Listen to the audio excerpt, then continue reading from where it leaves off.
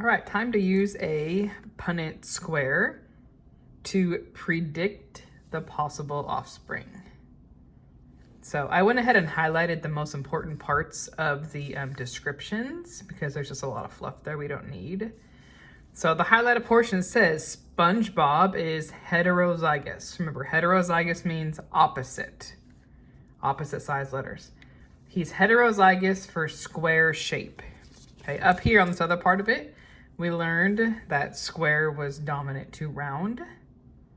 So if we look at our two square options here, this one is our heterozygous option. So that must be SpongeBob. So he is big S, little s. Just writing it there just for reference. And then it tells us that Sponge Susie is a round pants. And again, if we reference the top half, it tells us that the only option for round pants is to have two small alleles together. So Sponge Susie must be a round pants, little s, little s. The way the Punnett square works, you put one parent on the top. Because these alleles separate during the making of the gametes in meiosis, we have to separate them on the Punnett square. The law of segregation teaches us that. Then the other parent goes on the opposite side of the square.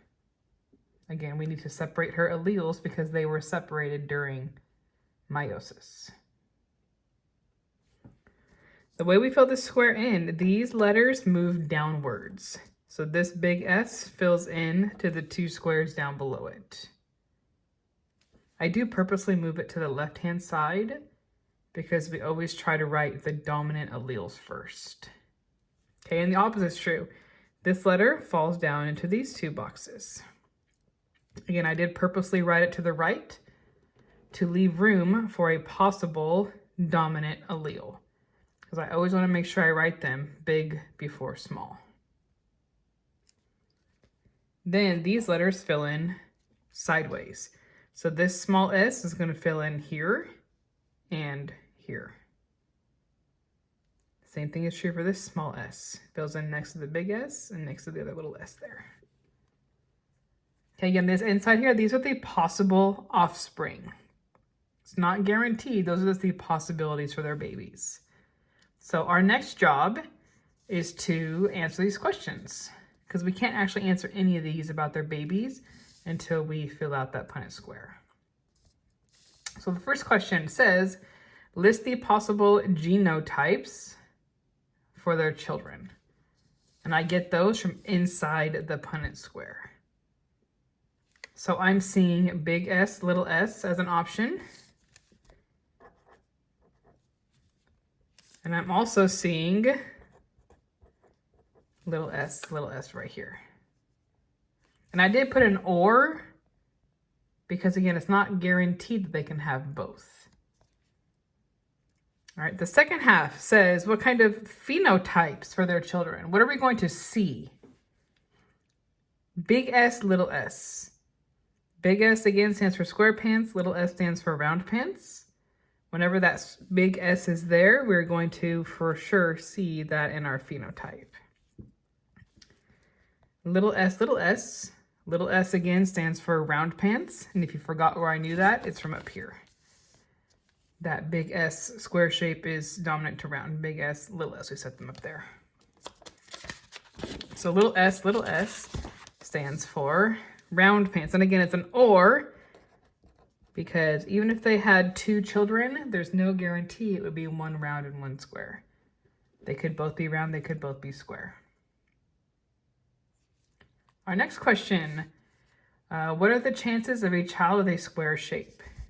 So blank out of, this is always 4, simply because there's 1, 2, 3, 4 squares in the Punnett square.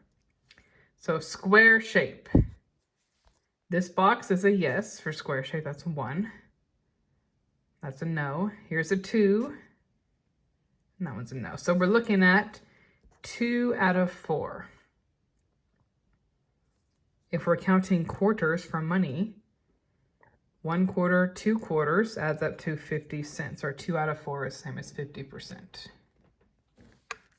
Okay, next question. What are the chances of a child with a round shape? Okay, I've already accounted for those two. 1 yes, 2 yes. So again, 2 out of 4, 2 quarters is 50 cents, or 2 out of 4 is 50%. The one question I commonly get, why didn't I count these and say 4 out of 4?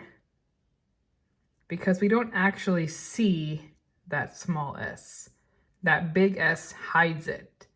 So in this case, the round pants is known as a hidden trait because that big S dominates it and hides it. So we don't actually see it. All right, our last problem. Again, I did highlight the important parts. It says both of them are heterozygous. Again, heterozygous means opposite. Both of them are heterozygous for their pink body color, which is dominant to yellow body color. So we should use like a big P for pink and a little p for yellow. Because it is, again, the most common thing is to use the first letter of the dominant trait. So they're both heterozygous, which means they both have opposite sized alleles.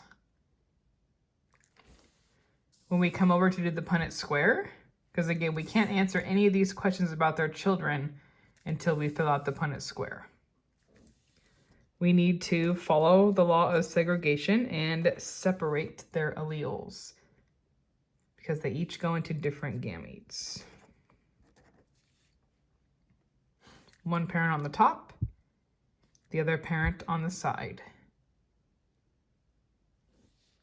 These letters go downward and fill those squares. So that big P went downward. This little p is also going to go downward. And these letters fill in next to them. This big P is going to go in this square and this square.